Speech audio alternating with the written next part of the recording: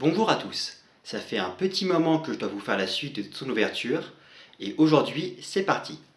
Dans la première partie, nous avons surtout expliqué l'organisation de la société coloniale de Saint-Domingue, une organisation qui va prendre fin avec la révolte de Bois-Caïman le 14 août 1791.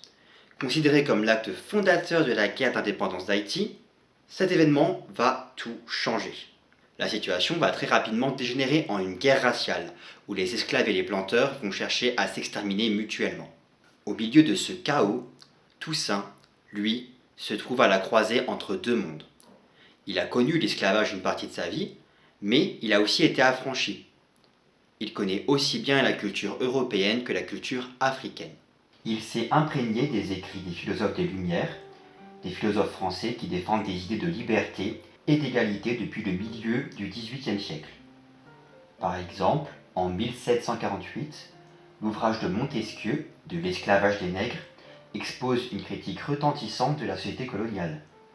Il considère notamment que les conditions de vie des esclaves dans les plantations sont inacceptables. Toussaint avait eu accès à l'éducation et il avait donc connaissance de ces textes. En 1770, dans un passage de l'histoire philosophique et politique des établissements et du commerce des Européens dans les deux Indes, l'abbé Raynal, un autre philosophe des Lumières, explique que le système esclavagiste colonial mènerait à l'apparition d'un Spartacus noir, meneur d'une révolution dans les plantations. Après avoir mis à l'abri son ancien maître, Bayon de Liberta, Toussaint va se rapprocher des insurgés en tant que médecin grâce à ses connaissances dans les plantes.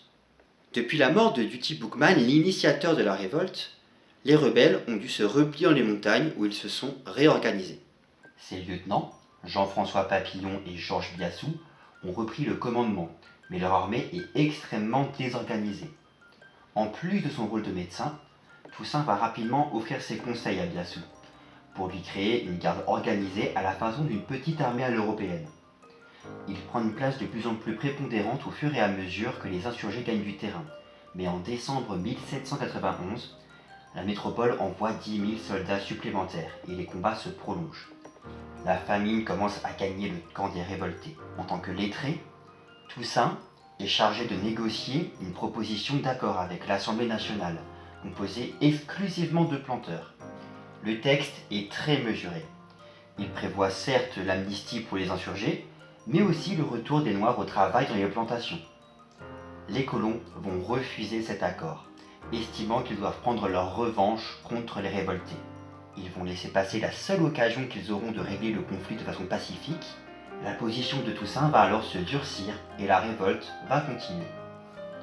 À partir de janvier 1792, les forces se stabilisent. Biassou et Jean-François contrôlent un territoire du nord-est de l'île qui va de Limbé, à l'ouest, à Unamint, à la frontière espagnole. Sur ce territoire, les insurgés organisent des communes plus ou moins autonomes, où les esclaves sont censés être libérés. Dans les faits, l'esclavage continue dans de nombreux endroits. Le raisonnement de Biassou se veut pragmatique.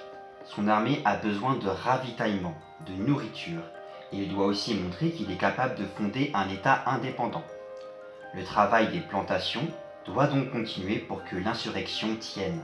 Il était aussi compliqué pour ces anciens esclaves d'imaginer la vraie liberté, alors que les choses n'avaient jamais réellement changé jusque-là. Dans le contexte de la Révolution française, Georges Biassou et Jean-François Papillon affirment leur loyauté au roi, le seul qui, selon eux, puisse leur accorder la liberté. Biassou se fera lui-même nommer vice-roi lorsqu'il apprendra l'arrestation de Louis XVI au palais des Tuileries, en attendant la libération de ce dernier. Pourtant, à Paris, ce sont bien les révolutionnaires qui veulent réformer les colonies françaises. Le 4 avril 1792, l'Assemblée législative accorde la pleine citoyenneté aux libres de couleur. Si ce texte ne concerne pas les esclaves royalistes insurgés, il constitue une avancée importante. D'ailleurs, sachant d'avance que cette loi sera contestée par les esclavagistes blancs, les députés de l'Assemblée législative décident d'envoyer 3 commissaires civils à Saint-Domingue pour rétablir l'autorité de la France et quand même inciter les esclaves à reprendre le travail dans les plantations. Parmi eux se trouve un personnage essentiel, Léger Félicité Sonthonax. Lorsqu'il arrive sur l'île, Sonthonax doit à la fois gérer la colère des colons blancs contre les décisions des révolutionnaires et l'insurrection des esclaves menée par Biassou, qui se bat aussi au nom du roi. Il fait arrêter le gouverneur de Blancheland qui soutenait les planteurs, et le 30 décembre 1792, il commande une grande offensive contre les insurgés. Le général Lavaux, qui dirige l'armée, inflige une première défaite à la troupe menée par Toussaint lors de la bataille de Morne-le-Pelé. Puis, le 18 janvier 93, il s'empare du fort de La Tannerie. Avec une arrière-garde de 600 hommes contre les 700 républicains, Toussaint parvient à couvrir la fuite de Jean-François Papillon et de Biassou Verdondon. La situation est catastrophique. Les esclaves noirs viennent de perdre le territoire qu'ils contrôlaient. Les Espagnols vont alors leur offrir un refuge sur l'autre partie de l'île. Ils espèrent ainsi conquérir la partie française de Saint-Domingue, qui reste la colonie la plus prospère des Amériques malgré la rébellion. Le 21 janvier 93, l'exécution de Louis XVI désespère Biassou d'obtenir quoi que ce soit de Paris. Le 1er février, la guerre est déclenchée entre la France révolutionnaire et le roi d'Espagne. En échange d'une promesse de liberté générale, les Espagnols obtiennent l'appui des insurgés et envahissent la partie française de l'île. Les qualités militaires de Toussaint sont rapidement remarquées. Il s'émancipe alors de plus en plus l'autorité de Biassou et de Jean-François. On lui confie une troupe de 3000 à 4000 soldats avec laquelle il parvient à prendre la ville de Marmelade, défendue par le colonel Vernet, un métis qui était au service des républicains. Ayant battu en retraite sur des hauteurs proches de la ville, ce dernier se fait traiter de lâche par le commissaire révolutionnaire. Vernet et ses hommes désertent alors l'armée républicaine et redescendent vers la ville, non pas pour combattre Toussaint, mais pour se joindre à lui.